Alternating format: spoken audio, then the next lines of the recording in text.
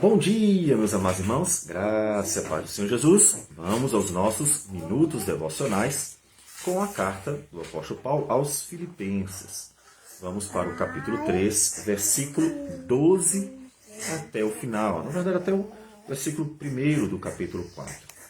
Nós vimos, desde o versículo 2, que o apóstolo Paulo ele está tratando de um assunto que é recorrente, porque foi um grande problema na época para o cristianismo, que é a questão dos judaizantes. Pessoas que se diziam ter se convertido ao cristianismo, entraram, judeus no caso, né?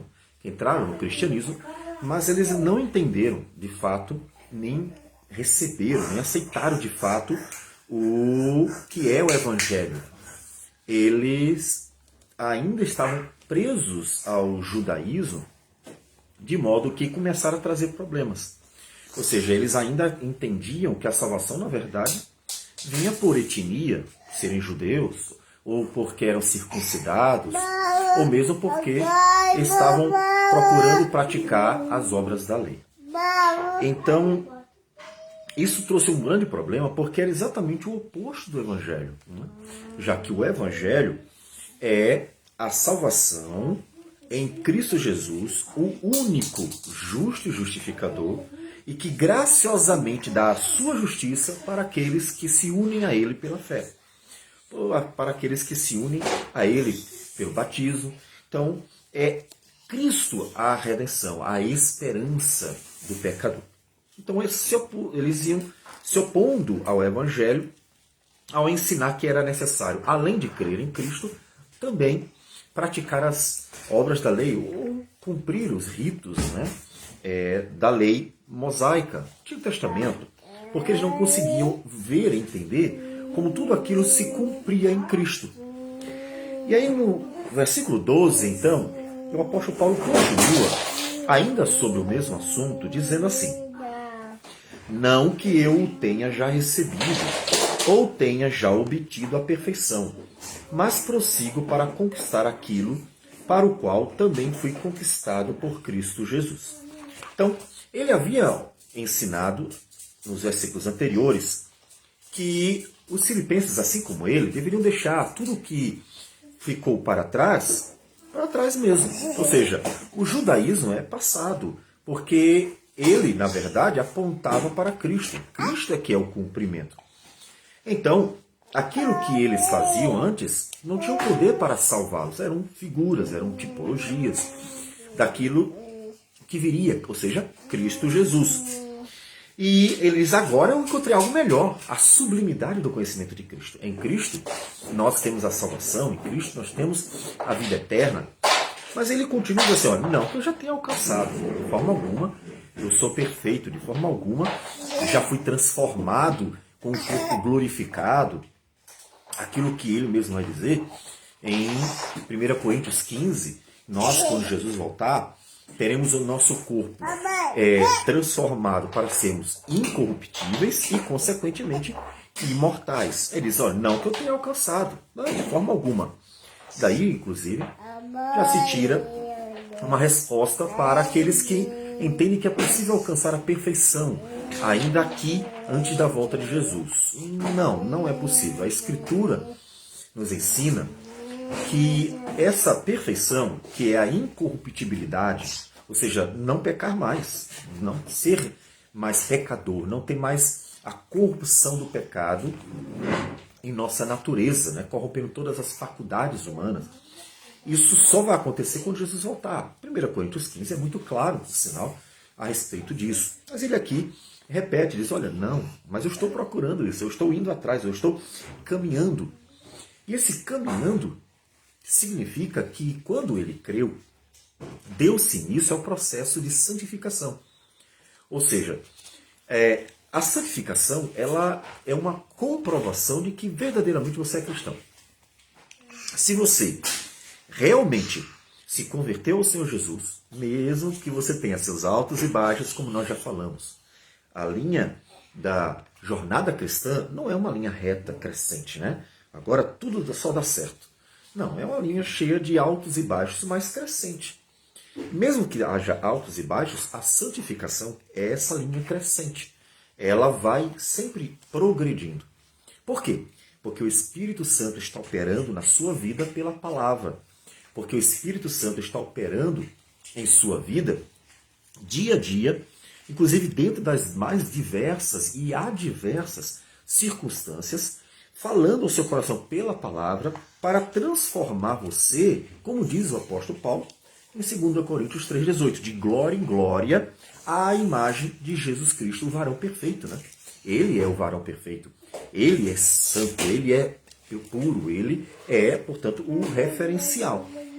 E ele diz, eu estou indo para lá, eu estou caminhando, esse é o propósito, o objetivo, é alcançar sim essa perfeição. E daí a gente tira então duas questões. Primeiro, que não alcançamos agora, mas estamos no processo.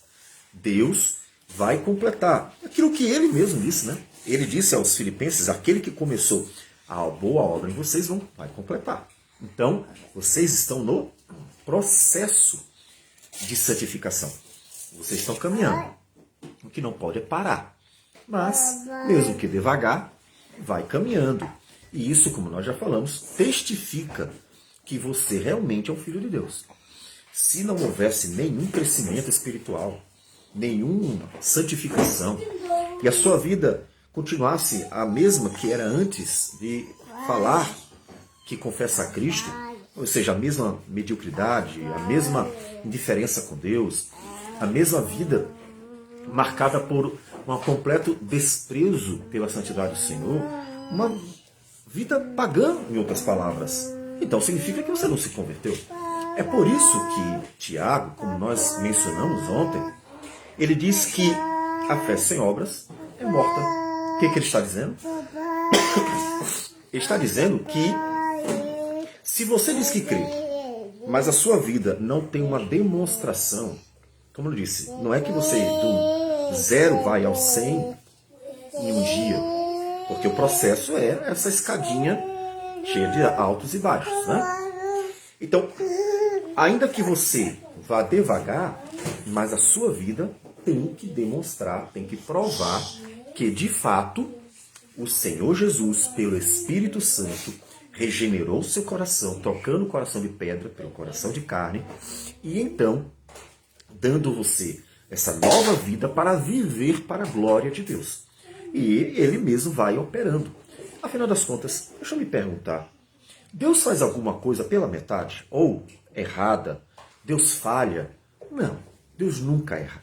Os planos de Deus são perfeitos, a vontade do Senhor é perfeita, a obra do Senhor é perfeita, tudo o que Deus deseja, ou tudo aquilo que Deus planeja, tudo aquilo que Deus faz é perfeito.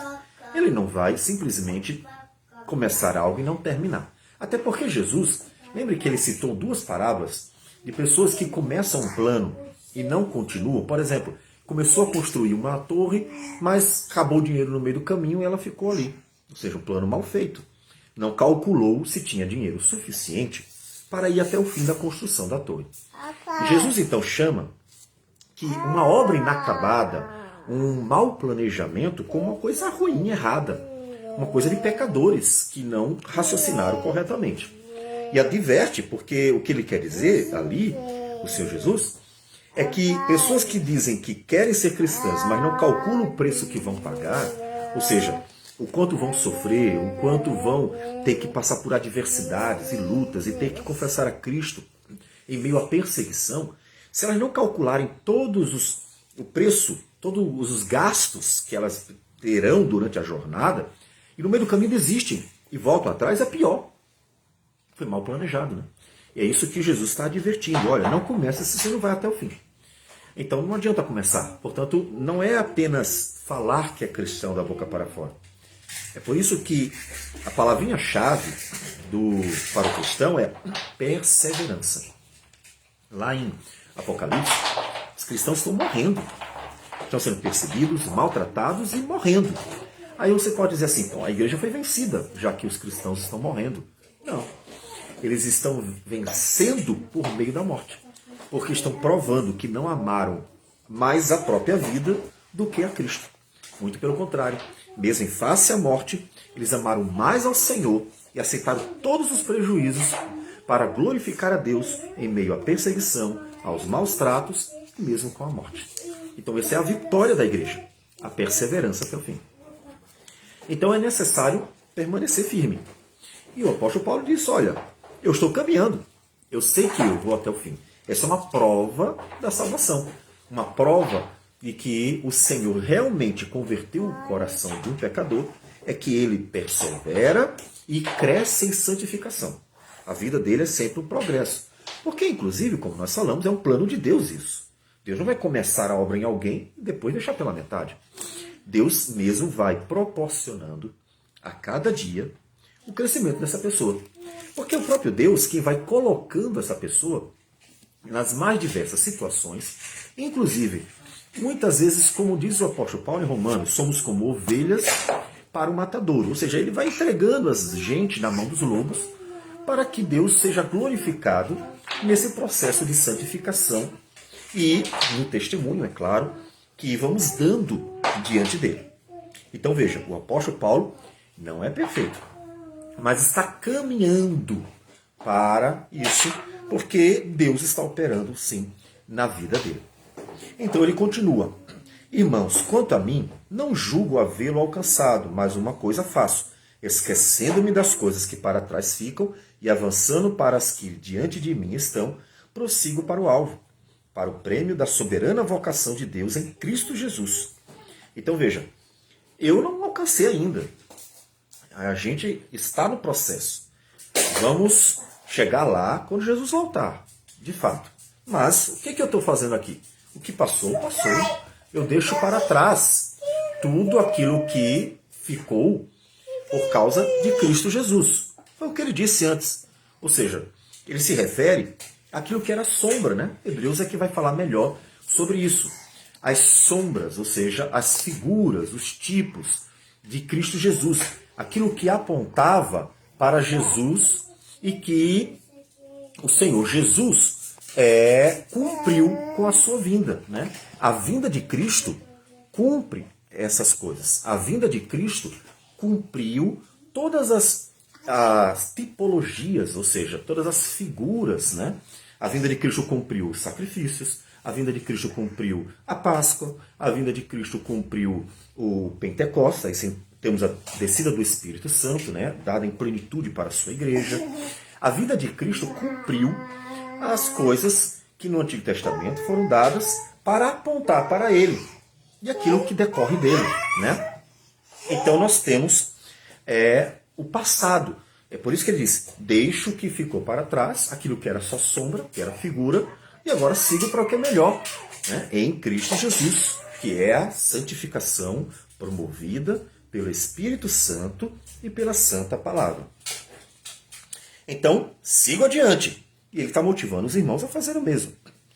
Todos, pois, que somos perfeitos, tenhamos este sentimento. E se porventura pensais de outro modo, também isto Deus vos esclarecerá. Ou seja, nós que já alcançamos o cumprimento da obra redentora prometida no Antigo Testamento, ou seja, nós que fomos unidos ao perfeito, que é Cristo, e que, portanto, nele nós já temos, né, as promessas que dizem respeito à justificação, as promessas que dizem respeito ao processo de santificação, à esperança da vida eterna.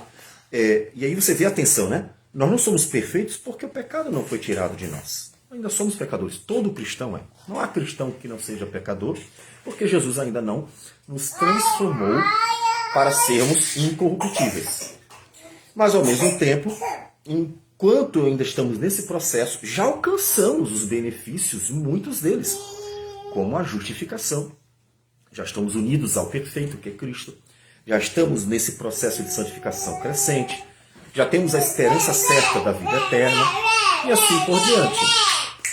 Então, nós temos, ao mesmo tempo, algo que ainda está para ser concluído e, ao mesmo tempo, já alcançamos, né, porque fomos unidos a Cristo, os benefícios da sua cruz e da sua ressurreição. Certo?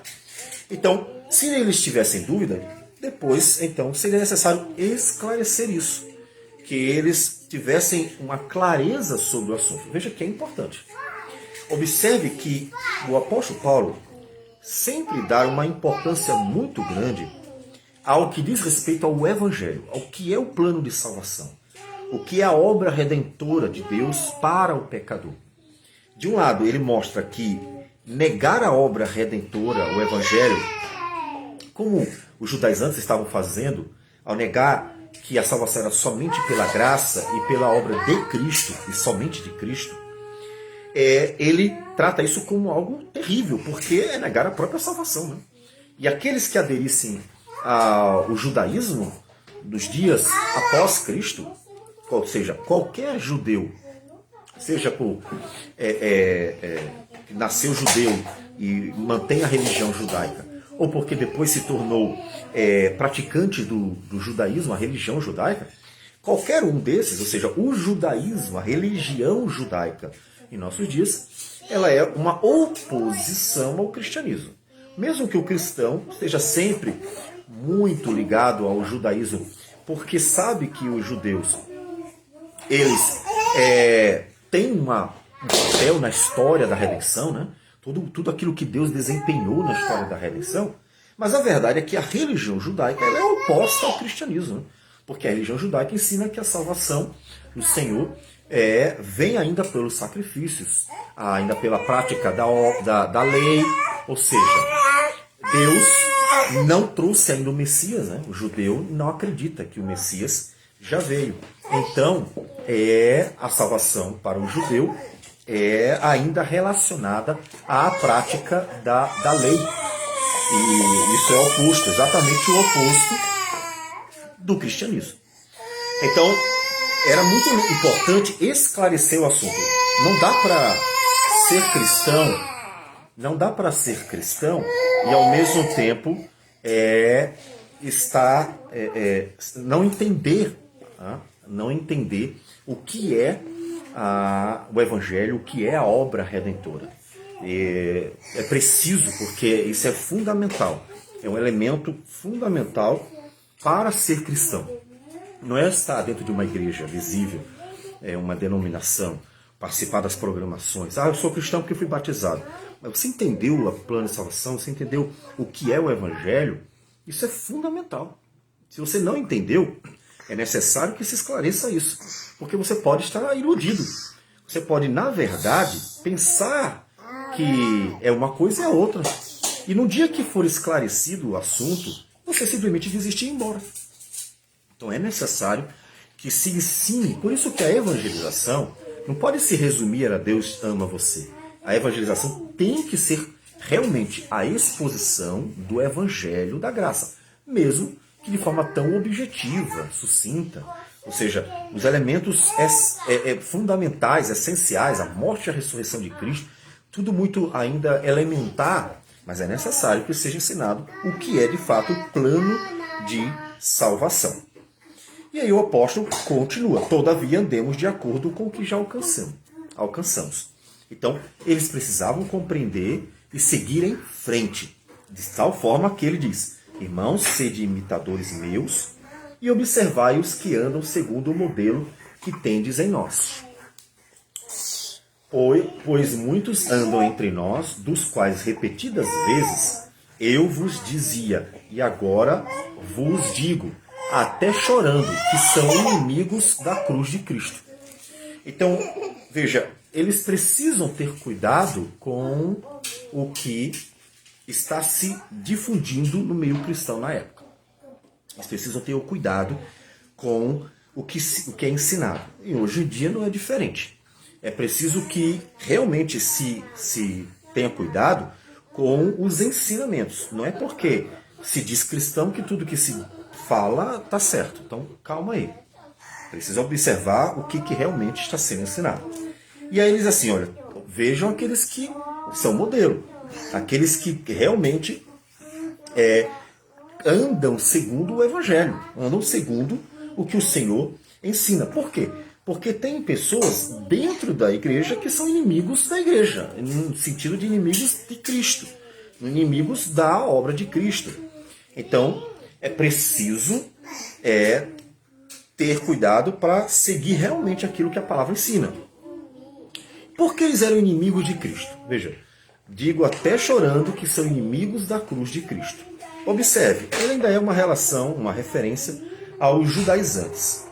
E ele vai dizer, o destino deles é a perdição, o Deus deles é o ventre, e a glória deles está na sua infâmia, visto que só se preocupam com as coisas terrenas, pois a nossa pátria está nos céus, de onde também aguardamos o Salvador, o Senhor Jesus Cristo, o qual transformará o nosso corpo de humilhação para ser igual ao corpo de sua glória, segundo a eficácia do poder que ele tem de até subordinar a si todas as coisas.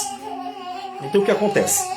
Esses inimigos da cruz de Cristo, eles estavam focados naquilo que é terreno. A glória deles está na sua infâmia.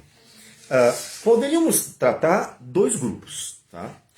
Os judaizantes, porque se prendem às sombras, aos rituais, àquilo que é terreno. Portanto, aquilo que apontava para Cristo, eles estão muito presos a isso. A circuncisão, as celebrações como a Páscoa, a prática de todos os rituais, o cumprimento, né, portanto, da lei mosaica, daquilo que apontava para Cristo.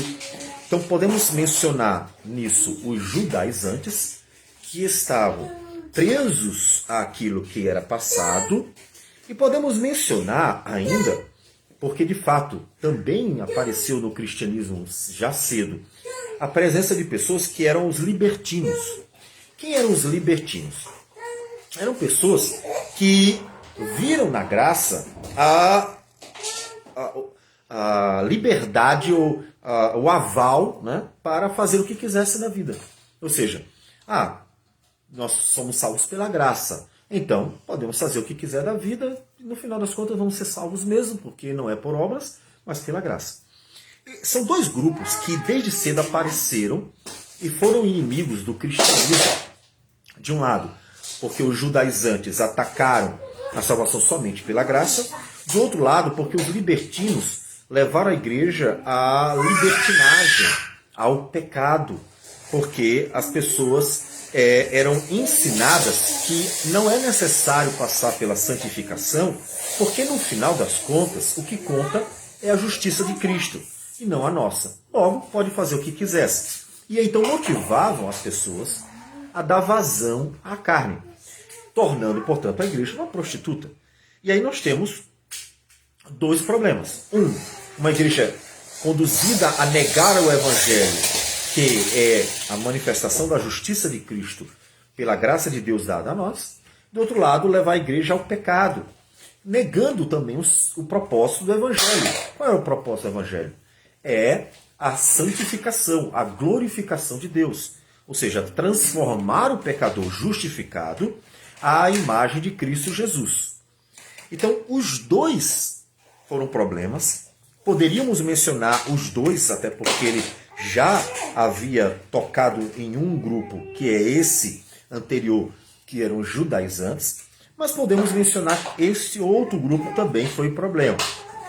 Ambos foram inimigos do cristianismo no primeiro século e ainda hoje são. Se você observar direitinho, hoje há uma certa modismo, né, de muitas igrejas locais começarem a se alinhar ou se unirem com o judaísmo ou com ideias judaizantes, usando de uma série de elementos do Antigo Testamento que já foram cumpridos em Cristo Jesus, que já tem o seu cumprimento em Cristo. Ou seja, em vez de estarem vendo o conhecimento de Cristo como algo sublime, superior, como Hebreus trata, né, a superioridade de Cristo sobre todas as coisas do Antigo Testamento, em vez de verem em Cristo algo suficiente, ele é suficiente, ele basta, começam a trazer elementos judaicos, porque o ser humano gosta de ver para crer, né? Tanto é que, por isso, há muitos elementos palpáveis dentro do catolicismo romano. Então, essa ideia de precisar de elementos visuais para as pessoas conseguirem. São as muletas, né? Muletas para pessoas fracas na fé.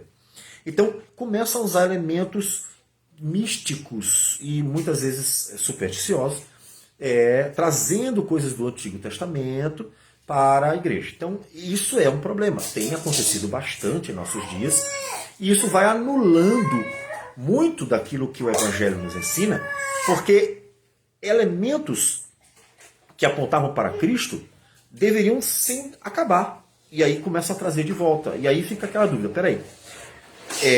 Já que, por exemplo, né, o Cordeiro apontava para Cristo, e o Cristo já chegou, o Cordeiro se encerra. Ele, Cristo Jesus, é que é o Cordeiro de Deus que tira o pecado do mundo. Se você traz o Cordeiro de novo, então você está anulando Cristo.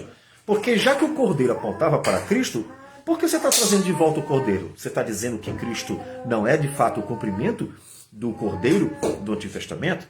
Esse é um exemplo, mas há muitas outras questões que são relacionadas a isso. Inclusive, eu posso dizer que é a unção com óleo, por exemplo. Porque a palavra Cristo significa ungido. Ou seja, Jesus é chamado de o ungido de Deus. E a unção com óleo nada mais é do que uma figura daquele que viria cheio do Espírito Santo, o verdadeiro e o último, né, ungido de Deus. Mas aí você traz o óleo de novo, você está dizendo que o ungido final, aquele que realmente era ungido de Deus, não veio ainda. Então há uma anulação da pessoa de Cristo.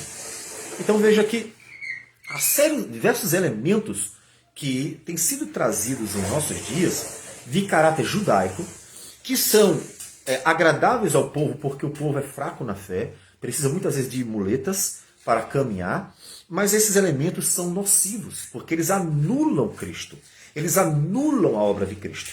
Tanto é que a nossa Páscoa é a ceia do Senhor. A nossa Páscoa não é mais uma celebração anual. A nossa Páscoa é a ceia celebrada no primeiro dia da semana, que é o dia da ressurreição de Cristo, dia em que Cristo deu início à nova criação. Então, há muitos elementos que precisam ser realmente reavaliados em nossos dias, porque são elementos que foram trazidos de volta, anulando a sublimidade e a superioridade de Cristo Jesus. Então, em nossos dias isso existe. Mas existe também elementos ou pessoas trazendo, né, problemas relacionados aos libertinos.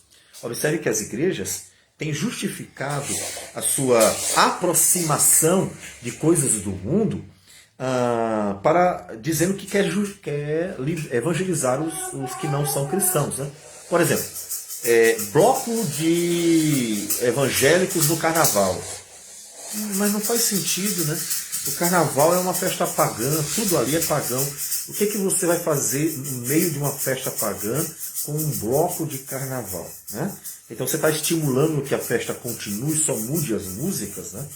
Então, há grupos que às vezes até uma boa vontade, né? Entendendo que aquilo ali é alguma manifestação de inteligência, quando na verdade estão levando a igreja a se afastar do propósito divino, que é a santificação. A santificação é o propósito de Deus para a vida do cristão, porque na santificação Deus é glorificado.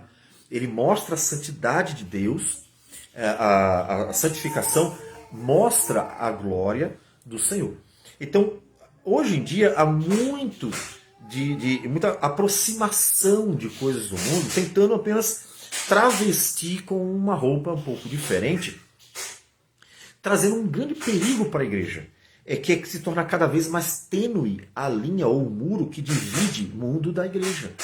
E aí fica cada vez mais fácil para aqueles que entraram à igreja visível começarem a cair, né, para o outro lado. Então nós temos os dois problemas. Tá? Só que observe como é que o apóstolo Paulo trata. Digo, até chorando, que são inimigos da cruz de Cristo. Então, observe, o foco é Cristo. Então, se você ouvir alguma ideia que afete Cristo, quer seja judaizante, quer seja libertina, veja que isso não vai agradar a Deus. O critério do julgamento, ou seja, de como você vai discernir o que é bom e o ruim é Cristo. Aquilo que glorifica verdadeiramente a Cristo é bom. Aquilo que não glorifica verdadeiramente a Cristo, então não é bom. Então Paulo adverte os filipenses a terem cuidado, para nem se deixarem enganar pelos judaizantes com seus rituais, com aparência de piedade, nem se deixarem enganar com os libertinos, que podemos dizer que podem estar sendo também aqui lembrados em alguma medida, porque o Novo Testamento faz menção a eles diversas vezes. Porque eles são um perigo para o verdadeiro propósito de Deus para a igreja, que é a santificação, portanto a glorificação do nome do Senhor. E ele termina dizendo: portanto, meus irmãos, amados e muito saudosos, minha alegria, observe outra vez, a alegria do apóstolo Paulo é a alegria em Cristo. Portanto, ele se alegra em ver verdadeiras conversões. Ele se alegra em ver verdadeiras vidas andando com Cristo. Ele se alegra em ver uma igreja pura, uma igreja santa, uma igreja unida realmente a Cristo, uma igreja verdadeira, genuína. Não só uma denominação, um grupo de pessoas reunidos em torno de uma ideia vaga, que muitas vezes é o que tem acontecido. Há muitas pessoas que estão fazendo de Cristo uma mera ideia vaga, sem que realmente tenham uma completa compreensão da pessoa de Cristo Jesus. É a pessoa de Cristo Jesus. Eles são alegria porque eles estão permanecendo firmes. Minha alegria e coroa. Sim, amados, permanecei deste modo firme no Senhor. Então, eles estão alegrando o coração do apóstolo Paulo, que está preso, que apanhou, que está sendo humilhado por causa do Evangelho. Eles estão alegrando o coração do apóstolo porque eles estão permanecendo firmes. Então, a razão da alegria é a graça de Deus abundante sobre a vida deles. Então, você permaneça firme. Continue com o Senhor. Caminhe junto para que Deus seja glorificado na sua vida, de forma que Cristo baste e a sua vida possa crescer a cada dia em santificação, para que se manifeste ao mundo a glória da santidade do Senhor. Vamos orar ao Senhor. Senhor Deus amado, bendito o teu nome. Nós agradecemos por tudo e pedimos ao Senhor que opere poderosamente a cada dia no viver de tua igreja, tirando dela a corrupção, tirando dela a maldade, tirando dela a infantilidade, tirando dela, Senhor Deus, tudo aquilo que vai contra a cruz de Cristo, de tal modo que a tua igreja possa, no processo de santificação, se parecer cada vez mais com Jesus, para que o teu nome seja glorificado nela. Que o Senhor receba a nossa oração e assim nos abençoe em nome de Jesus. Amém, Senhor. Deus abençoe a todos e tenham um bom dia.